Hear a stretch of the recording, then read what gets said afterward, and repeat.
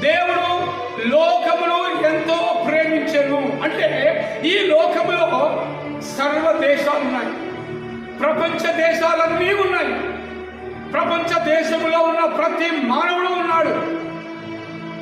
ప్రతి మానవుని కూడా దేవుడు ప్రేమిస్తూనే ఉన్నాడు. దేవుడు ఎప్పుడు కూడా ప్రేమించేవాడై ఉండాలి.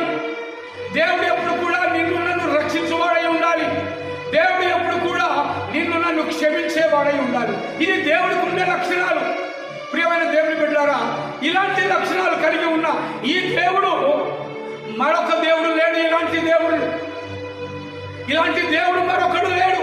ఎందుకంటే నిన్ను ప్రేమించేవాడు, నన్ను ప్రేమించేవాడు, నీతో మాట్లాడేవాడు, నాతో మాట్లాడేవాడు, మనందరితో మాట్లాడేవాడు, మనందరినీ ప్రేమించేవాడు మరొకడు లేడని నేను ప్రగాఢంగా విశ్వసిస్తున్నాను. దాన్ని నేను ప్రకటిస్తున్నాను. అవసరమైతే